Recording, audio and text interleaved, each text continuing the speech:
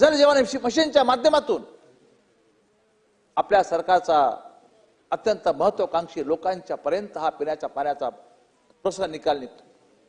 अध्यक्ष महाराज, तुम्ही आम्ही ज्या जिल्ह्यातून येतो तुम्हाला कल्पना आहे, आम्हाला आठवते की लहानपणी नदीचं वाहतं पाणी पिणारे माणसं आपण या ठिकाणी होतो।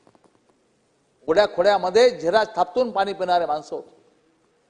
काळ बदलत गेला, काही झालंच नाही असं नाही अध्यक्ष महाराज, प्रचंड गतीने विकास होत गेला, काही होऊ शकलं नाही असं म्हणणं अजिबात नाही अध्यक्ष महाराजांचं। नदीत जाऊन पिणारे पाणी माणसं, नदीतल्या हंड्यामध्ये पाणी भरून आणणारे माणसं आता नळाच्या माध्यमातून स्वच्छ आणि बिस्लरी युक्त पाणी ज्याला म्हणता येईल किंवा मिनरल पाणी म्हणता येईल हे पाणी आता लोक पिऊ लागले। हा बदल निश्चितपणे प्रगतशील महाराष्ट्राचा अध्यक्ष महाराज, ही गोष्ट खरी अध्यक्ष महाराज की सिंचनाच्या बाबतीमध्ये आमच्या राज्यातले काही भाग अत्यंत दुर्लक्षित राहिले जातात, त्यातला आमचा मराठवाडा आहे अध्यक्ष महाराज। गेली अनेक वर्ष याच व्यासपीठावर आम्ही बोलतो अध्यक्ष महोदय की मराठवाड्याच्या पिण्याच्या सिंचनाच्या पाण्याकडे लक्ष दिलं पाहिजे। सांगताना सभागृहात लाज वाटते अध्यक्ष महाराज आम्हाला, आम्ही 11% पुढचं सिंचन क्षेत्र आमचं नाही। काय घोडं मारो साहेब आम्ही अध्यक्ष तुमचा, काय गुन्हा केला मराठवाड्याच्या लोकांनी? सातत्याने तुमच्या आपल्या विचाराच्या पाठीमागे मराठवाडा उभा राहतो आणि अजूनही आम्हाला म्हणावं लागतं की आम्हाला तापीचं पाणी द्या, अजूनही आम्हाला दमनगंगाचं पाणी मिळावं म्हणून भांडावं लागतं, अजूनही आम्हाला पश्चिम वाहिन्याचं पाणी मिळावं म्हणून भांडावं लागतं, अजूनही आम्हाला कोकणातलं पाणी द्या, ही अर्थ हाक तुम्हाला मारावं लागते अध्यक्ष महाराज, तरी तुम्हाला पाझर नाही फुटत अध्यक्ष महोदय। माझी विनंती आहे अध्यक्ष महोदय, आम्ही काय करायचं अध्यक्ष महाराज? वेगळा मराठवाडा मागायचा? एक तर आम्हाला उशिरा स्वातंत्र्य मिळालं, 1 वर्ष आम्ही निजामशाहीमध्ये होतो अध्यक्ष महाराज, म्हणून आमच्यावरती अन्याय करता अध्यक्ष महाराज। ही बीज त्या मातीमध्ये आता रुजली जात आहेत की आमच्यावरती सातत्याने अन्याय होतो। भविष्य काळ आपल्याला माफ नाही करणार अध्यक्ष महाराज। माझी विनंती आपल्याकडे, अर्थ हा का आपल्याकडे की या संदर्भाने विचार करणं अत्यंत गरजेचं आहे। दादा एकदा हा विषय हातामध्ये घ्या, मराठवाड्यातल्या सिंचनाचा पाण्याचा विषय हातामध्ये घ्या, मराठवाड्यातल्या शेतकऱ्यांच्या भावना समजून घ्या। आम्ही 11% पुढे नाही जाऊ शकलो दादा, अजून तुम्ही हे करू शकता दादा, तिजोरीच्या चाव्या तुमच्या हातात आहे दादा। आमची जी मागणी आहे त्या मागणीच्या संदर्भामध्ये आपण प्रामुख्याने विचार केला पाहिजे, ही अपेक्षा आम्ही आजच्या या निमित्ताने आपल्याकडून या ठिकाणी व्यक्त करतो अध्यक्ष महोदय। जेडीपीच्या शाळा असतील, शिक्षणाची अवस्था अत्यंत वाईट आहे अध्यक्ष महाराज। माझा दावा आहे की तुम्ही जिल्हा परिषदच्या शाळेत गेलात ना अध्यक्ष महाराज, 10वीच्या मुलाला उभा करा, बेरीज वजाबाकी भागाकार गुणाकार, त्या 50-60 विद्यार्थ्यांपैकी 40 विद्यार्थी करतील, पण 20 विद्यार्थ्याला बेरीज वजाबाकी गुणाकार भागाकार आला ना अध्यक्ष महाराज, तुम्ही सांगाल ती सजा मी भोगायला तयार आहे। जर हा पाया आपल्या विद्यार्थ्याचा असेल तर विद्यार्थी देशाचे भविष्य कसं घडणार आहे अध्यक्ष महाराज? या बाबीकडे आपल्याला लक्ष द्यायला नको अध्यक्ष महाराज? या बाबीवर तुम्हाला आम्हाला लक्ष द्यावं लागलं अत्यंत गंभीरपूर्वक। जर शिक्षणाचा पायाच आपला जर अशा पद्धतीनं कमजोर राहिला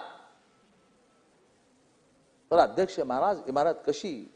उच्च शिक्षण, आपण उच्च शिक्षणाला तरतूद करतो, अरे पायाच कच्चा राहिल्यानंतर उच्च शिक्षण काय करायचं अध्यक्ष? माझी आपल्याला विनंती आहे अध्यक्ष महोदय की जिल्हा परिषदेच्या ज्या शाळा आहेत या शाळाच्या संदर्भामध्ये आपल्याला गांभीर्याने विचार करावा लागणार आहे अध्यक्ष महोदय। अध्यक्ष महाराज, तुमचा स्वतःचा विषय वाळूचा, तुम्ही अनेकदा या विषयावरती बोलला त्या सभागृहामध्ये, अत्यंत पोटतिडकीने अध्यक्ष महाराज तुम्ही बोलताय। पण दादा एकदा याच्यावर काहीतरी विचार करा. वाळू माफिया प्रचंड वाळू गुन्हेगार तयार झाले. कायदा काहीतरी कडक केला पाहिजे. आम्ही रात्री 2ला झोपलो असतो ते आम्हाला फोन होतो, भाऊ आमची गाडी पकडली. अरे काय करावं अध्यक्ष माझा आम्ही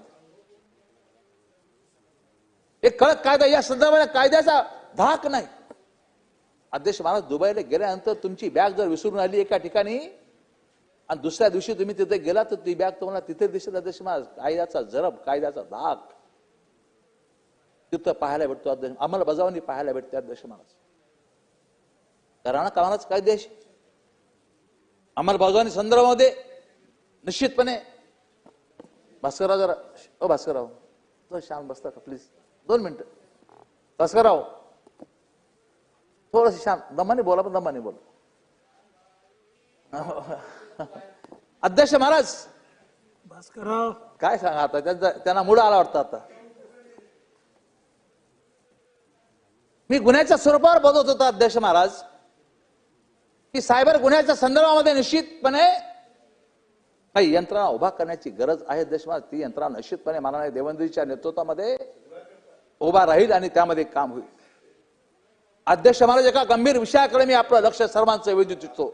सभागृहातल्या प्रत्येक माणसाचं, सन्माननीय आमदाराचं वेधू इच्छितो. IPLचं महायुद्ध सुरू झालं अध्यक्ष महाराज.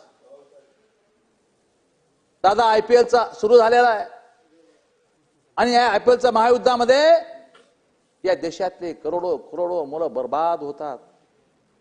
ऑनलाईन सट्टा, प्रत्येक चेंडूवरती सट्टा, प्रत्येक षटकारावरती सट्टा, प्रत्येक चौकारावरती सट्टा, या टोळ्या निर्माण झाल्या. अध्यक्ष महोदय पोलिसाला सर्व माहित आहे. माझ्या जालना शहरामध्ये IPL मोठ्या प्रमाणात सट्टा घेतला जातो. हे पोलिसाला माहित नाही. अध्यक्ष महाराज मी सांगू शकतो सभागृहामध्ये 10 लोकांचे नाव. मनोज टोक नावाचा एक आहे. हा मनोज टोक पोलिसाला हप्ते देतो आणि राजरोसपणे जालन्यामध्ये IPLचा सट्टा घेतो. सागर चिल्का असेल, मी तुम्हाला ओळीने 10 नाव देऊ शकेल अध्यक्ष महाराज. या लोकांवरती कारवाई होणार नाही काय? पोलिसला माहित नाही का अध्यक्ष महाराज? राजरोसपणे सट्टा घेणारे. माझ्याकडे 10 मुलांनी आत्महत्या केली अध्यक्ष महाराज या सट्ट्यापायी. 10 मुलांनी. मी त्या परिवारांचं नाव घेऊ शकतो पण त्यांची बदनामी होईल अध्यक्ष महाराज. अनेक उद्योजकांचे मुलं बर्बाद झाले. लाखो तरुण यामध्ये अडकले अध्यक्ष महाराज. ऑनलाईन सामना पाहताना पैसा लावला जातो, प्रत्येक चेंडूवर लावला जातो. त्यामुळे मी तुम्हाला ID सुद्धा देईल, त्यांची मोबाईल नंबर देईल. माझ्या मोबाईलमध्ये आता कदम साहेब, माझ्या मोबाईलमध्ये आता फोटो आहेत सट्टा घेताना, मटका घेताना आत्ताचे फोटो आहेत. ऑनलाईन सटका वेगळा, मटका वेगळा. त्यामुळे अध्यक्ष महाराज या लोकांवरती कारवाई होणार का नाही होणार हा प्रश्न निश्चितपणे माझ्या समोर या ठिकाणी. आपण जिल्हा प्रशासनाला आता आदेश दिले पाहिजेत. SP ना कदाचित माहित आहे ना नाही माहित, मला माहित नाही. पण खालच्या पातळीवर या सर्व गोष्टी, वाळू असेल, मटका असेल, या खूप जोरात सुरू आहे अध्यक्ष महाराज. तुम्ही मला संधी दिली तर हे सर्व पुरावे मी आपल्या माध्यमातून सरकारला देऊ इच्छितो अध्यक्ष महाराज. माझ्याकडे आज माझ्या मोबाईलमध्ये पुरावे. मला आपल्याला सांगितलं पाहिजे अध्यक्ष महोदय की जमिनीच्या बाबतीमध्ये अनेक घोटाळे जालन्यामध्ये आहेत. कुळाच्या जमिनी आपल्या परस्पर नावावर करून घेणं, वर्ग 2च्या जमिनी वर्ग 1 करून दाखवणं. शेख मुस्ताक नावाचा तो जाहिरात देतो मोठ्याल्या, येणे प्लॉट विकत घ्या, येणे प्लॉट विकत घ्या, तुम्हाला जाहिरात देऊ शकतो अध्यक्ष महाराज. आणि येणे झाला नाही, काही झाला नाही. काय करते यंत्रणा अध्यक्ष महाराज? 50-50 एकर जमीन येणे आहे असं दाखवल्या जाते आणि गरीबाला फसवल्या जातं. रजिस्ट्र्या होत नाहीत. जमिनी घेतल्या, कमी भावात घेतल्या असेल, जास्त भावात घेतल्या असेल, काही म्हणणं नाही अध्यक्ष महाराज. परंतु लोकांना फसवलं जातं खोटे डॉक्युमेंट्स करून. या संदर्भात सुद्धा जे बनावट लेआउट आहेत, बनावट नकाशे आहेत, बनावट बांधकाम परवानग्या आहेत, या सर्व बाबतीमध्ये निश्चितपणे आता आपण सुद्धा आदेश किंवा आपण सुद्धा निर्देश देण्याची गरज अध्यक्ष महोदय या ठिकाणी. माझी विनंती अध्यक्ष महोदय आपल्याला की माननीय सुनीलजी प्रभू म्हणले की गुन्ह्याचं प्रमाण खूप वाढलं यूपीआय आणि बिहार सोबत बरोबरी. महाराष्ट्रामध्ये अध्यक्ष महाराज अजून कायद्याचं राज्य आहे. आकडेवारी काही असेल अध्यक्ष महाराज, मुंबई पोलिसाच्या बाबतीमध्ये मुंबई पोलिसाचा या ठिकाणी स्कॉटलंड यार्डशी संबंध जोडला जातो किंवा त्या तोडीचं आमचं पोलीस खाते अध्यक्ष महाराज. असं केल्याने त्यांचं मनोबल खच्ची होईल अध्यक्ष महाराज. म्हणून त्याच्यातल्या ज्या अपप्रवृत्ती आहेत, जे मी तुम्हाला सांगितलं की जालन्यामध्ये सट्टा मटका वाळू बनावट जमिनी बनावट कागद तयार करणं, या टोळ्या सुद्धा निश्चितपणे उद्ध्वस्त करण्याची गरज आहे. हे अध्यक्ष महाराज हे केलं पाहिजे. म्हणजे सर्व विरोधी पक्षातले सर्व मित्रांना याच्यातलं चांगलं जे ते निश्चितपणे दाखवण्याचा प्रयत्न केला पाहिजे अध्यक्ष महाराज. आणि आज निश्चितपणे आपण ही संधी मला दिली त्याबद्दल मी अध्यक्ष महोदय आपला मनापासून आभारी. धन्यवाद.